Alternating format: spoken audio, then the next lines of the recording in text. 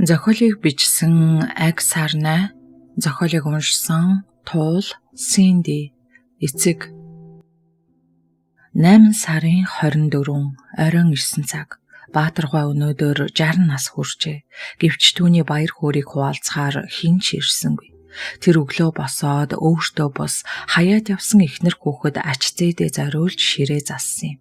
Тэтгэврийн 500 мянган төгрөгөө сарын ихэнд авсан ч хадгалсаар 3 кг алим, ундаа, чихэр, бас баярын бэлууга сумынхаа нарийн бав хийдэг навчаагаас худалдаж авчээ. Үлдсэн мөнгөөрөө тарган үхрийн мах авч анх удаа хуушур хийжээ.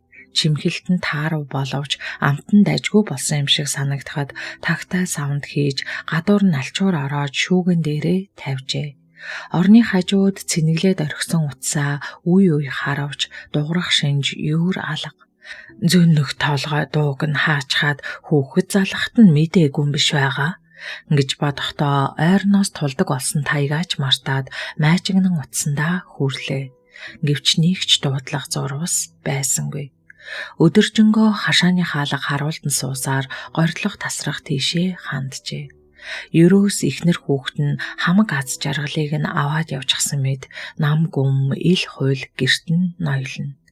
Жилийн төрсөн өдрийнх нь баярууд хичнээн сайхан болдог байлаа да.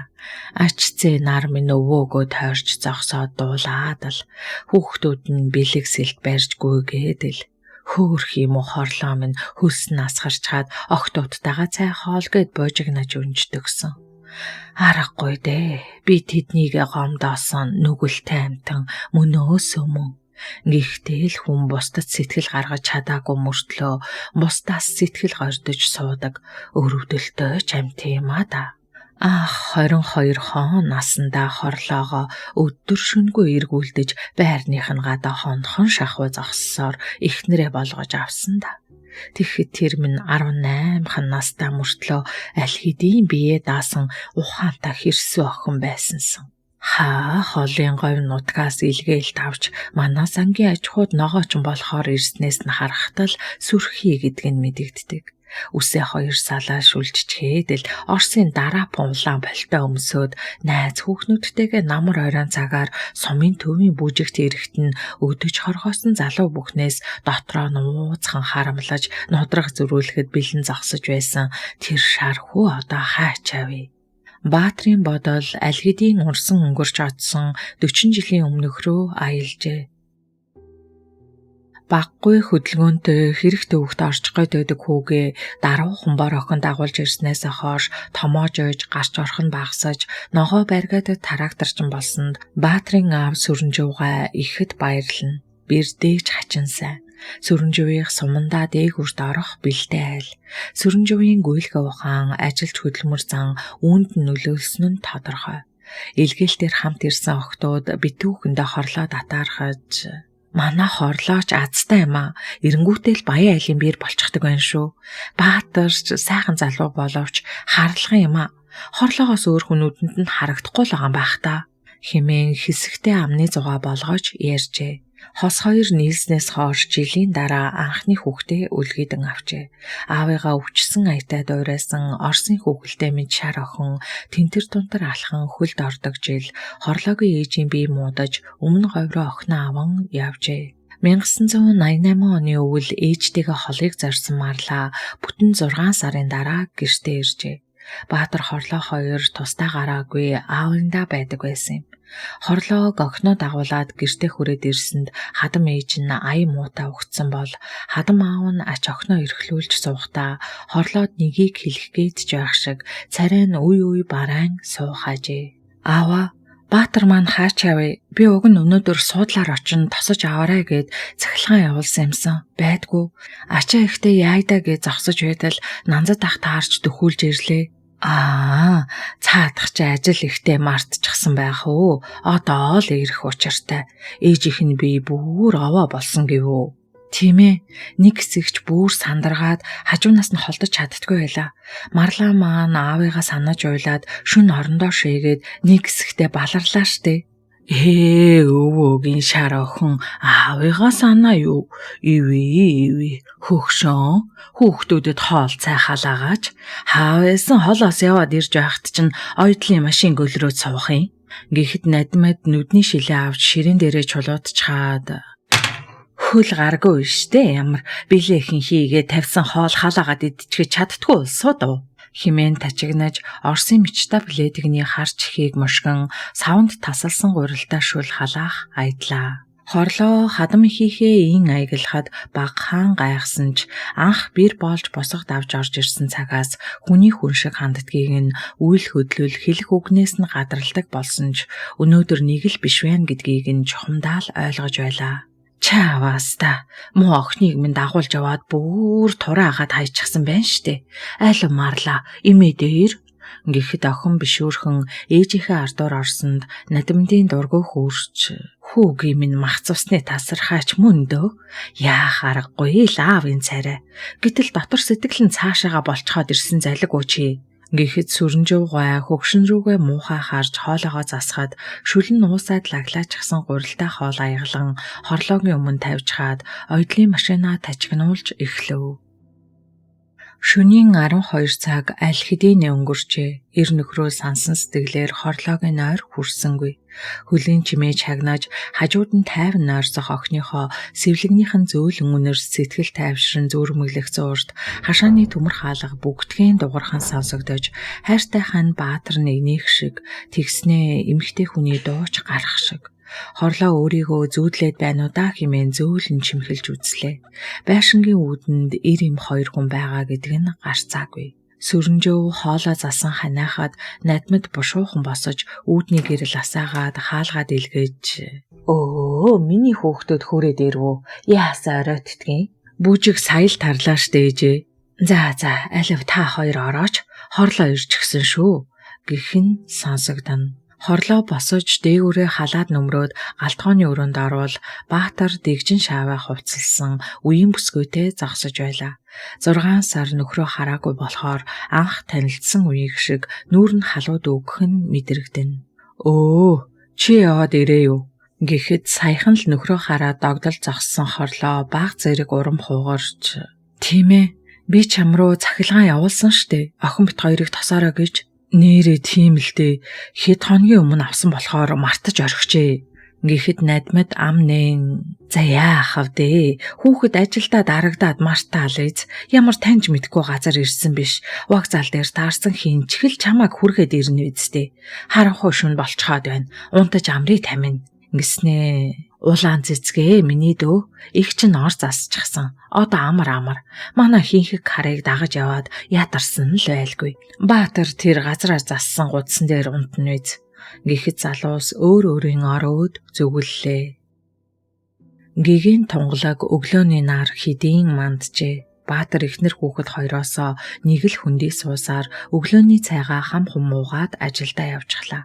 Улаан цэцэг хэмээх бүсгүй өглөөний дасгал хийн гэж хашаанд байх сарвчин доор янз бүрийн хөдөлгөөн хийж хэсэг удасны эцэст орж ирээд надмадтай хамт дэлгүүр орохоор часвлаан даашинз дээр үлсээр гараад явчихлаа. Нөхөө одоо хоёлаа аав дээр очноо. Яг одоо цайнд орох цаг нь болчихлоо. Ээжийнх нь хийсэн хуушуур нь аав нь дуртай штэ. Тийм ээ? Гисээр марлаг төрдөг тэргэн дээр суулгаад хоол цай барьсаар ногоо барьгаад орлоо. Баатра охин маань их том болсон байгаа биз. Чамайг санаад орондоо хит шээсэн шүү. Том л болж энд цайнд оржих гэдгийг мэддэг байж хар халуунд хүүхэд дагуулж явахаар гэртээ амарч байхгүй дээ. Гүй яах вэ? Би ч бас чамайг санаад аав ээжийн хажууд олигтойч өгсөлж чадахгүй юм байна шүү дээ. За чи бит хоёрт аав ээжээс нууж ярих юм байгаа биш ямар. Тэгээд ч манайхан чи бит хоёрыг энэ тэр гэж илүү үздэггүй үсттэй. Би тэгж хэлэхгээгүй. Зүгээр л чамдаа тэрвүүлж эрхэлмээр байсан. Нэрээ тэр юу эмхтэй ирж гисэн? Тэр ээжийн хамаатны хүүхэд байгаа. Манай ихчил гэсэн үг. Тийм юм уу? Би урд нь ерөөсөө харж байгаагүй хүн болохоор гайхаад л. За одоо хайр хүүхэд наршчихлаа. Хорлоо гэртээ ирээд 7 хонжээ. Энэ хугацаанд Баатар ээжийнхээ хамаатны хүүхэд гих бүсгүйд нутгаа танилцуулна хэмээн хэд хэдэн удаа гарч орж шүн дөлөөр иржээ. Тэрч бүхэл Баатарыг толгой цээжээ угаахт нь ус хийж өгч альчуур барин сахин зогсхийг нь харсан хорлоод эвгүй харагдсан ч нэг их юм бодсонгүй. Зуны бөгчм халуунд өдөржин нааш цааш тонтогнож гүйсэн марлаа ядраад оройн холноос өмнө унтчихжээ. Хөөй хорлоо, хүүхэд унтчихсан бол галын амбарт орж боорцог хайр. Тэр гурил эсээ цавнаасаа хальж урсаад шороот ахутгалдчихлаа. Залгуулад хоол охий. Ямар ч удаан хөдөлгөөнтэй залуу хүний авсгаа байхгүй шүү. Химэн үгэлсээр сэрвхэн том байшин руугаа орчихлоо. Боорцог хайрч хоолоо хийж дуусаад том тогоотой будаатай шөлөө урдааж ирэглэн барьсаар галын амбаараас гарч байшин чиглэн явж байсан хорлоо худгийн хажууд байх чацарганы өндөр модны хажууд тас тэврэлдээд үнсэлцээ зогсож байгаа Баатар улаан цэцэг хоёрыг харжээ. Тогоотой хоолоо оруулж тавьчихад охиныхоо унтаж байгаа орны хажууд очин гүнзгий гихчин амьсгаа аваад нулимсаа арчин нүрээ даран хэсэг суулаа. Хамаатны ихчил гээд байсан. Үгүй ээжээ. Даан ч эртээд Баатарт хоол өгчгөөд буцаж явхад сүхээ таарчхаад учир битүүлэг юм яриад байсан юм а. Би ямар тэнэг хүн бэ? Нөхрөө өөр хүүхэн гэртээ авчирчхаад байхад нь мэдэгчгүй. Нэгэн тийм улаан цайндаа гарчихсан бол охин бит хоёр энд илүү хүмүүс болжээ. Ерөөсөө явъя. Гэртээ харъя. Ээжтэй л очие. Галтгооны өрөөнөөс надимдын дуу гарч үгэлхэн сонсогдлоо. Иш чааваста хоол хийсэн бол аяглаа тавьчихаж болно доо. Хүүхдээсээ дээшээ гарахаа байчихсан яачсан хүүхэн гэхээр ийм байдаг байна. Ийм өнхөг өхөнөр ажил хийлгэж байдаг би ч гэж би. Илүү хоолны савд хижээх чадал манад алхал байна шүү. Гэхэд амнаас нь үг бараг гарахаа байсан сүрэнжөө чанга дуугаар надимда одоо наад амаа татаач хөөрхи охиныг ад үзэхэ бол та нарын булхаа заван явдлыг би тисэж чадахгүй харахаас ч дургүй хурч байна. Болдог бол хурдан нүд анчих юмсан. Ганц хүн минь гэж эрхлүүлсээр байтал хөл толгоогоо алдлаа. Чи ихэн юм бол хүүгээ хөөргөхөө болгим. Химээхэд гэрт намгүн боллоо. Гаднаас орж ирсэн Баатар улаан цэцэг хоёр дүнсийн буруу харцуусан аав ээж дөнгөж сэрсэн окно тэврээд уйлан суух хорлоог хараад байдал бишдсэний гадарлаад гараад явчихжээ. Хорлоо оройны 10:30-ын суудлаар явхаар зэхэж эхэллээ. Аава, ээжээ, охин бит хоёр нутагтаа харъя да. Та хоёр минь инх тунх сууж байгаарай. Гэхэд надмад юу ч дуурсангүй замдан тэгэлсэн чулуу хохурлоо гэсэн аятай гараа цээжиндээ зөрүүлж өвчгээд твхэлсэн зогссон бол сүрэнжөө. Аав нь та хоёрыгоо суулгаж өгмөр байвч энэ мөхөл хол явж чадах биш дээ. Шар охиноо санах байх та. Гэхдээ миний охин зөв шийджээ. Аав нь чамд хэлмээр байсан ч ам эвлэж өгөхгүй байсан. Чи ч гадарлсан л байх. Ийм л юм болчихлоо. Уучлаарай миний охин. Хүүгээ сайн хүн болгож чадаагүй нь хөгшин миний л буруу. Ингээд 10,000 төгрөг замдаа хэрэглээрээ гээд өгчээ. Хүүе хонгороо гайгүй байгаа. Арай буцаад очихоор бөөн хэрүүл маргаан болоод нөгөө хүүхэн чинь нүүр ам майжаад үсгэцгийг минь таслаад хайчихгүй байгаа. Юу гэж тийм болох вэ дээ? Цаад хорлооч хөдөөний даруухан маа нэг амт юм штэ. Юу ч үзээгүй, амьдрал мэдэхгүй, хүүхдэрээ шахуу юм чинь орилж хашгирч өвчгөнөхгүй байлгүй дээ. Тэгвэл би хам говцыг нь баглаад хөөгөөд явуулчихаа мэднэ гайгүй. Баатара, надад эвгүй юм штэ. Чи хизээ над хүүхэд хоёроо явуулах юм. Арай хоёр их нэртэй болохгүй гэвчтэй. Улаахан сарнаа минь дээ. Надад чамаас минь өөр хинж хэрэггүй. Аав юм би ойрдоо тааруу байна штэ. Аав тэрэнд их сайн байдгийн. Шууд явуулчихад чадахгүй л байна. Гэхдээ эмэгтэй хүн байна да. Өөрөө гадарлаад явчихгүй л гүдээ. Намайг ирсэн цагаас нь хойш нүүр өгөөгүй болохоор уруугаар байгааг нь харав. Чи хорлоог хурдан явуулаарай. Аль эсвэл би хот руугаа явлаа шүү. Надмид игч намайг гэртээ урьж чамтай танилцаагүй байсан бол би юу боллоо гэж хөдөө газар ингэж суух вэ? Аргагүй л чамдаа анхны харцаар дурлна гэдг нь болцоход эхнэр хүүхэдтэй гэдгийг чи мэдсээр байж холдож чадхаа байцгаад байна штэ. Хонгорхон янаг бүсгүй минь дээ. Би чамдаа амнаасаа илүү хайртай болсон гэдгийг ойлго. Маргааш би хорлоог дагуулж голын эрг ороод учир байдлаа ойлгуулж хэлье. Нэрээ муудаа хил амгүй яваад өгвөл чамтайгаа жаргах зам нь нэгдлээ л гэсэн үг. Харин цаад хүүхэн ч арай хүүхдээ орхиод явчихгүй байгаа. Тэгвэл ч баларлаа шүү. Чи намайг мэднэ штэ. Начиг ийм уян налархаа эмзэг хүн хүүхэд маллна гэж байхгүй. Хүүхдээ авч үлдэж болохгүй шүү миний хонгороо. Тэр мэдээж штэ. Харин сая юу болоод аав ээж буруу харц суужхаад хорлоо уйлж байсан юм болоо. Айгүй бол ээжээ загнуулаад үз. Тэгээд аав өмөрөөд гурвалжин дөрвөлж юм болсон байх. Харин хоёлоо одоо хайчих уу? Ааяг энд очиж муу шиг тоглох уу? Ингэсээр Баатар амраг бүсгүйгээ дагуулсаар гудамж иргэн алсарчээ. Аавынхаа төрсөн дүү ганц бие хөгшин Аяагинд Баатар очих их дуртай. Ааваасаа суран тэлээ алганы амт үдсэн үедээ Аяагинд ирж ороодог тамхинаас нь татсаар 6 дугаар ангийн хүүхэд байхдаа л архах тамхичин болсон.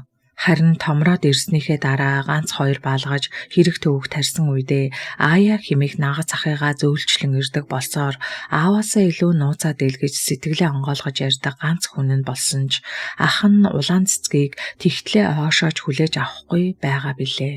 Аяагийн шүнжин тоглож үүрээр нүдний хор гаргаж үд болтол унтсан хосууд харих замдаа хорлоог чимээг өгье явуулах талаараа ам уралдан ярьсаар гэртээ ирсэн ч хорлоо аль хэдийн явчихсныг сонсоод баярлжээ.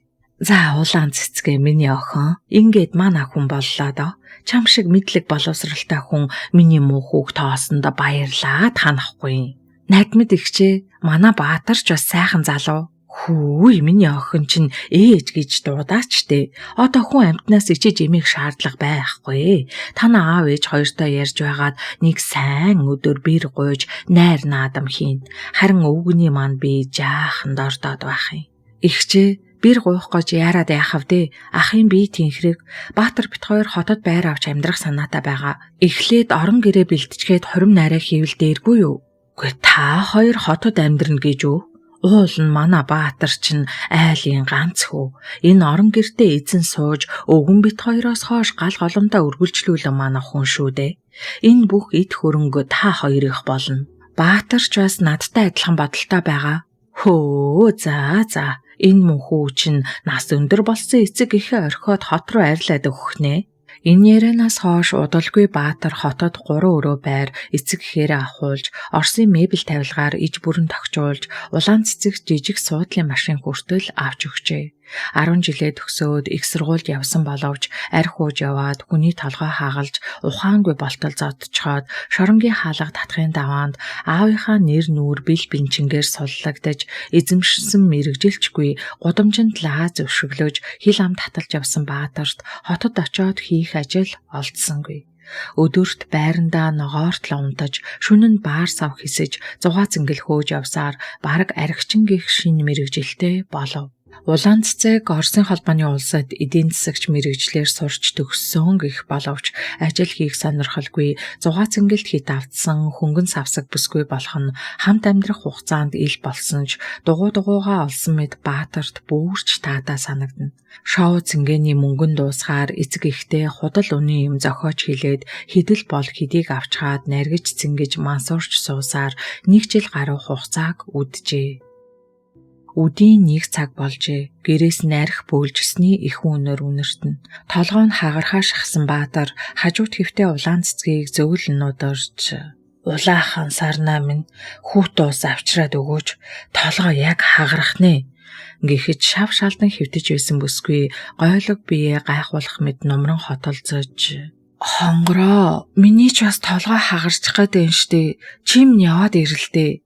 Гэхэд хүүхний сайхан биеийг таашаан харсан Баатар айхлан босож галын өрөө орж карантнаас хүүтэн ус тосох гэсэнд угааж цэвэрлсэн аяга нэгч байсангүй. Ус гоож уулж доош тонгоон амаараа уснаас хид шунаглан залгихад ходоод гидсээр нь сэрүү татаж арай нэг дээрдэх шиг санагджээ. Иргэн тойрны гэр ахуй ундуу сундуу хизээч үлээ хийсэн хоол тогоондоо хатаж аяг тавг ширээн дээр хөглөрхөн энэ гэрт хүн биш амтан амьдардаг мэт сэтгэгдэл төрүүлнэ. Улаана хонгороо өнөөдөр хойлоо гэрээ сайхан цэвэрлэж тос нь гойчсон цовин хийж идэх үү? Ойрд гадуур хооллоод олигтойч идсэн болохгүй. За яршгаа цөөн байхдаа яадгийн би заавгүй. Өнөөдөр хамгийн сайн найз маань Японоос ирж байгаа. Усанд орчхоод гарч үсгэцгээ янзлна. Бас шинээр хувцхонор аммаар байна. Мөнгө өгөөрэй. Хонгороо, мөнгө дуусчихсан штэ. Өчигдөр баахан хүн дайлаад л яваад байсан. Төрөвч улаачихжээ. Өөл дөө. Ямар тэнэг юм бэ чи? Одоо тэгээ яах юм? Хурдан ээж рүүгээ ярьж мөнгө аваач дээ. Чи бит хоёр манай аав ээжээс авахаараа л нэг боллоо. Одоо тэр хоёр хөгшинж юу эдгийг? Хамгийн сүүлд хамаг үхрээ зараад явуулсан мөнгөөр нь чи булган шөв, алтан эмэг бөгж, бас алмаац ч үлээ баахан л юм аваад дуусгасан бидтэй. Баатраа, танах чинь баян гээдлээсэн хаана вэ тэр мөнгө цаас чинь?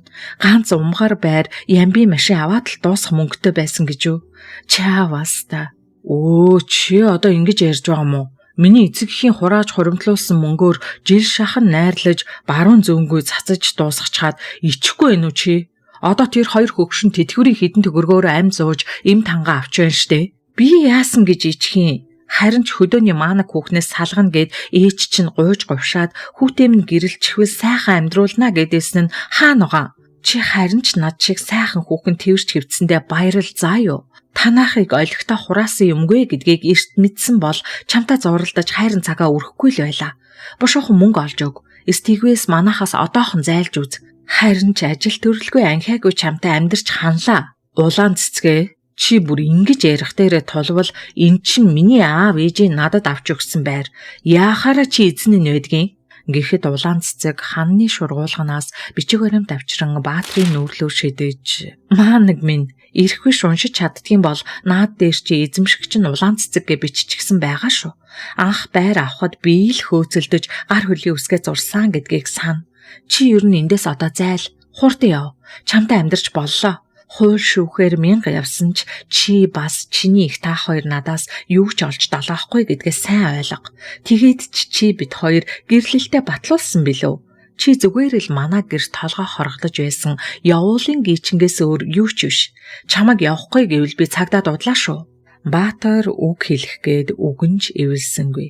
Уурандаа гарт таарлцсан цэцгийн ваарыг аваад чидчихсэнд улаан цэцгийн толгойг оноод бөөн цуснууж урслаа.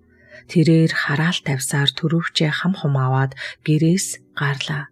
Магадгүй галзуу хүүхэн цагдаа сэргийлэх дуудвал асуудал үүснэ гэж бодсных биз оройны суудлаар гэртээ харжээ. Хот явснаас хойш хүний урманд ганц удаач гэртээ ирээгүй Баатар аавыгаа хараад өөрийн ирэхгүй нулимс туслуулжээ. Аав нь бүр атиж жижигрээд орноосоо ч өндий чадхаа байж.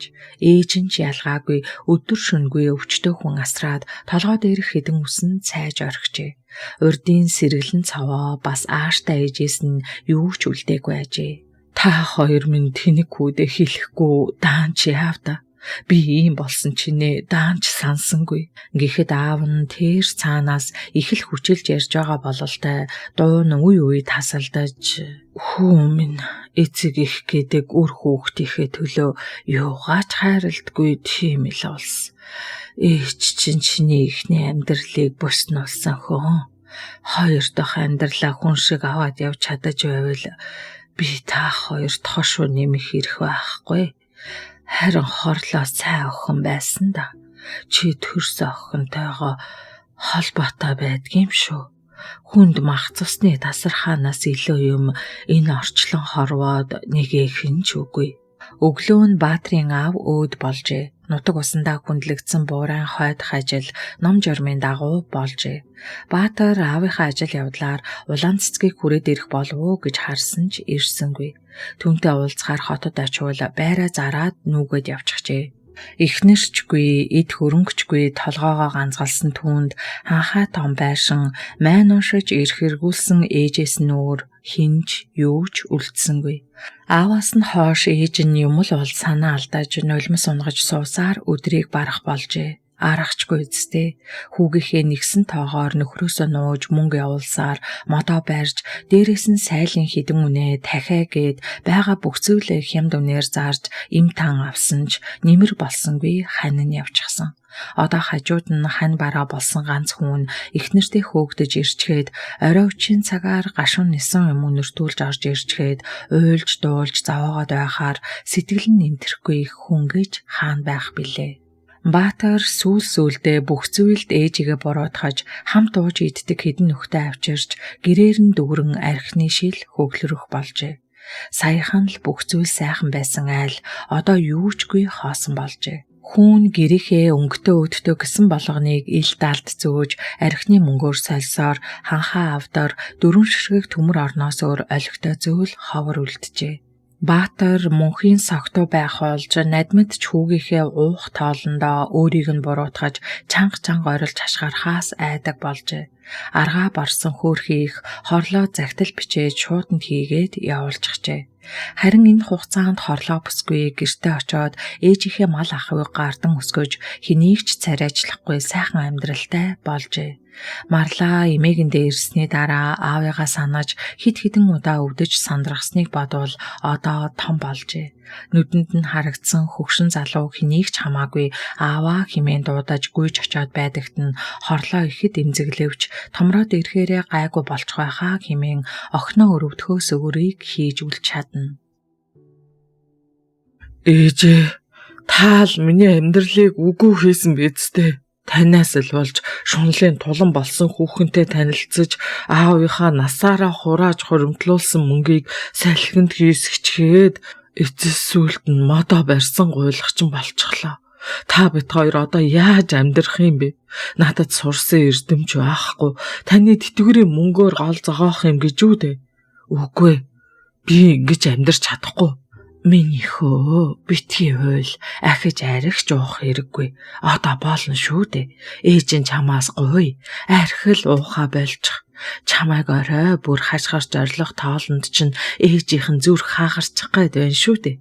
Хүү минь, ээж нь гуй. Баатар сүмэлсэн согтуунуудээр ээжигээ тогтож хараад би азгүй хүн штэ.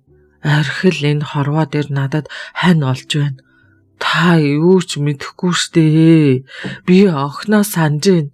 Дөнгөж хөлд ороод тентэр тунтар алхаад ааваа гэд хүрээд ирэхэд нь шалиг им ээж хоёрынхоо урхинд ороод төрсөн охиноо тоож хараагүй өөдгөө амтэн штэ би. Баатраа, миний хүү хорлоо дээрээ охин дээрээ оч. Ээж нь хорлоо захаа бичээд явуулчихсан. Ээж минь дээ, ээж минь. Тэр хүн намайг хүлээж авна гэж юу? Тэгэж гондоож явуулчихад ямар нүрээр очих юм? За алив, миний хүү унтаад амарчхаа. Өглөө хоёлаа энэ талаар ярилцъя. Хэмээн аргацаар хүүгээ арайхийн унтуулсан надмад нэгэн үе хатуурхаж байсан бэрийнхээ өмнө өвдөх сөгдөн уучлалт гуйхтач бэлэн санагдана.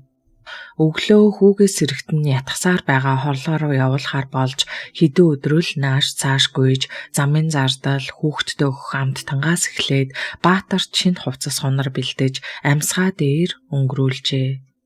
За миний хүү, сайн яваарай. Хорлоо захаа бичсэн. Чиний учир байдлыг ойлгож мэдсэн байхаа. Харин цаадах чинь хүн хаартаа суугаагүй бол охиноороо төрөө бариад ч хамаагүй буцаад л нийлдэг юм шүү. Одоо миний хүүд тэр охин л хань болж насан туршид чинь авч явах юм шиг санагдчихээн. Ээж нь яах вэ? Амтэн хүний дэмээр алцахгүй. Амь нас минь тасарсан ганц үр чамдаа л хорогдох юм гэж хэлээд хоёр хацрыг нь ээлжлэн үнсэж галт тэргэнд суулгаж өгчээ. Хорлоо эмэгтэй хүний ууж сэтгэлээр Баатрыг өрөвдөн уужилж охиноо эцгийн хайраар дутаахгүй гэсэндээ буцан нийлж дахин хүү охинтой өнөр өтгөн айл болжээ. Баатар ихэндээ гимжсэн хүний сэтгэлээр хорлоогийн урдуур орж хамаг ажиллаа хийж гүйдэг байсан ч явандаа залхуу зан дийлж дээш харж тэрийн хөвтөж хаяа нэг сархад хүртчихэд агсан тавих янзтай болоод иржээ. Хорлоо үнэхээр уйгахгүй ажилтай бүсгүй ажээ.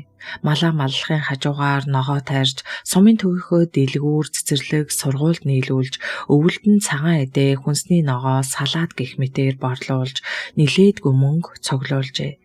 Идэх уух өмсөх зүүх нь элбэг дэлбэг болоод ирэхэд Баатрийн багын савсах зан бүрч илүү сэдрэн гарч ирээд суманд өөрөөс нь илүү баян хүн байхгүй мэтээр аашилж эхнэрийнхээ хичээн ажиллаж олсон мөнгийг арх хүүхэн хоёр дүүрхэн хэрээс хитэрчээ.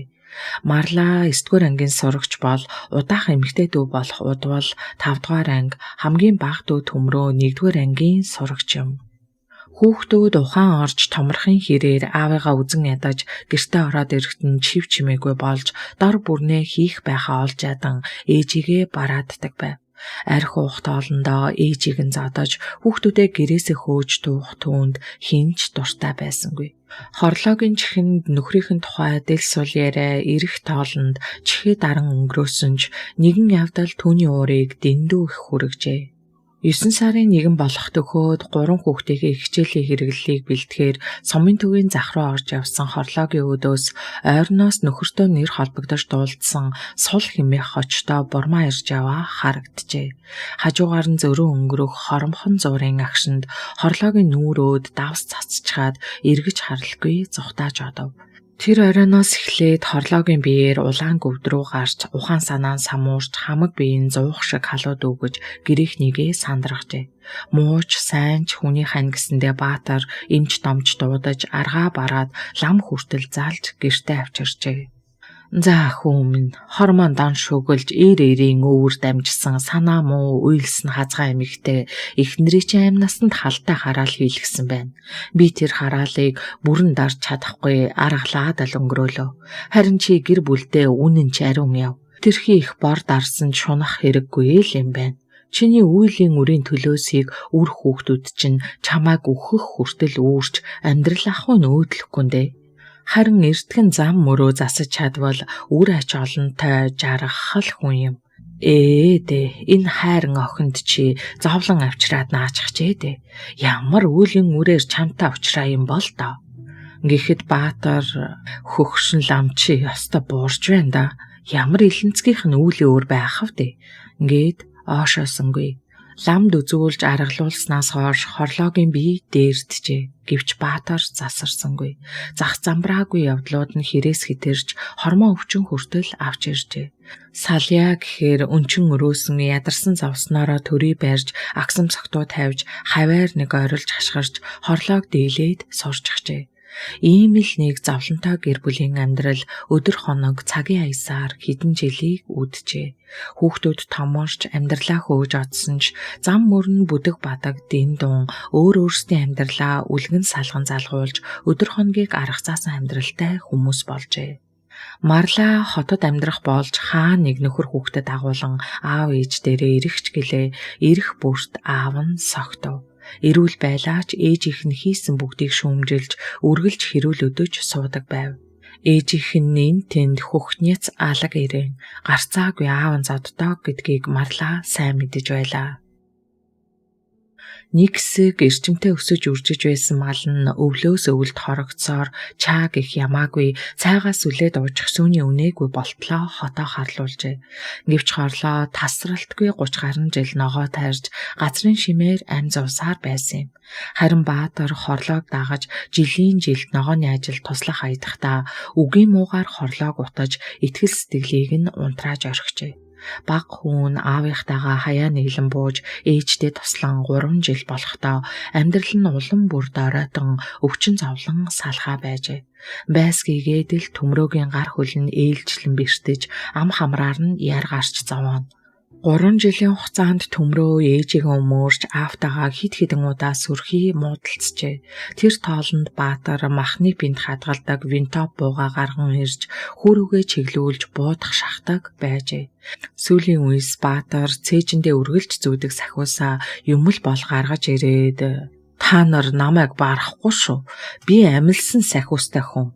Та нарыг бүгдийг чи хараа. Бүгдээр өвхөж далдоор шороо ухсан хар авгай олигтой хийсэн ажилгүй хідэн хүүхдүүдээр би яах юм? Та нар байлаа гэд намайг юугаар гийгүүлсэн хэмээн агсрах болжээ. Үнэн дээр л энэ айлын 3 хүүхдийн амьдрал өөдөлгөө байжээ. Их охин нь ходоод гэдсэн үргэлж өвддөг бол дунд охин удвал нөхрөөсөө салж өрх толгойлсон их болж баг хүүч мөн адил сансан бодсон нь биелж өгөхгүй газар гисэх цагаар биедээ бэртэл авах болов. Минийхөө цаад аав чинь машинтаа гараад явсан. Одоо болтол ирдэггүй. Арай янз бүр болчихоогүй байгаа да. Минийхөө гарч харддаг юм уу? Нөгөө гамбаагинда байгаа юм болов уу? Байвал аавыгаа аргалаад аваад ир. Муудалцаж өмнөөс нүг сөрөөд яах вэ? Ингээд явуулжээ.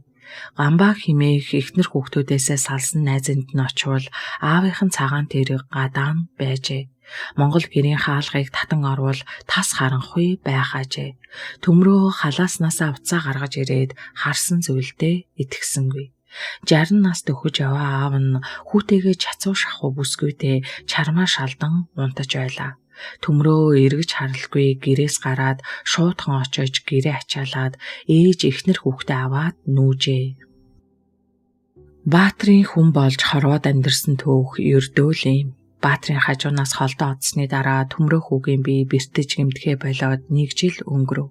Нил хамраг бүсгүйгээ эхнэр хүүхдийнхээ зуны халуунд өвлөө үзэж тарьсан ногооноос хумсалсан мөнгөөр зугаацуулж хонсон Баатар гэртээ ирэхэд хүүгийнх нь гэрийн буур харлан дүнзэн байшин нь дүнхийн угтжээ.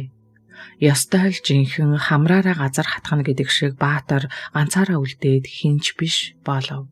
Мөнгөч байхгүй, эхнэрч байхгүй, хүүхдч байхгүй, бас нэл хамрагч байхгүй. Нэг үгээр хэлэхэд үнсэнд хаягдсан шалц шиг болж хоцорчээ. Амзуухан эрхэнд хашаандах газартаа майжган нь ногоо тарьж өдөр хоногийг арга цаан үдсээр тэтгэврийн хідэн төгөрөгтэй зоолгожээ. Эхнэр хорлоогоо хайсан ч олдсонгүй. Сорог дуулахад хот барааджээ. Даанч хожуу ирсэн ухаарал амьдралд нь нэмэр болсонгүй. Гом бие гоцон толгой болон хоцорчээ. Хичнээн хүлээгээд хинч түүнийг зорж ирэхээсээ нэгэнд өнгөрчээ. 10 цаг болж Баатрин итгэл тасрав. Ингээд л би хиндэж хэрэггүй хүн болсон гэж үү? Яг юуны төлөө ямар учиртай төрсөн хүн юм бэ би? Ээж юм норонд ээж болсон ханаа гомдоож үр хүүхдээ өнгөтэй өддөө явахт нь атаархаж хар хорын сэтгэл өвөрлөж явдаг над шиг эцэг хорвоод өөр байхгүй л байх та. Химэн бодоход анх удаа чин үнэн сэтгэлийн нулимс хацрыг нь даган урсжээ. Сүүлийн 6 сар амсаагүй арх руу гар нь өөрийн ирэхгүй салганан жижирсээр хүрлээ. Тийм ээ, би өнгөрсөн хүн. Одоо юундаа ч өөрийгөө хорих вэ дээ. Ууж яваад л дуусъя. Химэн сэтгэхэд өр зүрхэн нэмтрэх шиг болж арх ахиухан хундаглаж уртаар санаа алдаад амруугаад өхүүлэх зуур гар утас чичигнэн дуурчээ. Том охин гэснээр утсан дээр нь тодхон харагдлаа. Тэгэхэд Баатрин чихэнд хүнд мах цусны тасархаанаас илүү үнэтэй зүйл энэ орчлонд байхгүй шүү минийхөө гэх эцгийнхэн дуу цуурайдан сонсогджээ. Агсарнаа зохиолчийн дараагийн нэгэн сайхан бүтээл болох бодит болсон явдлаас сэдвэлсэн зохиол болох эцэг нэртэй зохиолыг та бүхэндээ хүргэлээ.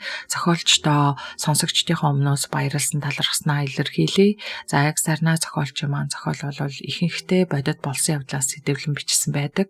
Мөн өөрөө бичгтээ иймэрхүү 7-8 хэсгийн урттай ч юм уу дээдлэн нэг 11 хэсгийн урттай тийм зохиол бичдэг байгаа. Тийм болохоор богинохон болохоор бүтнээр оруулаад байгаа гэдгийг сонсогчд маань ойлгосон баха. За тэгээд дараагийнхаа сайхан уран бүтээлээр нь дахин уулзтлаа. Түр баяртай.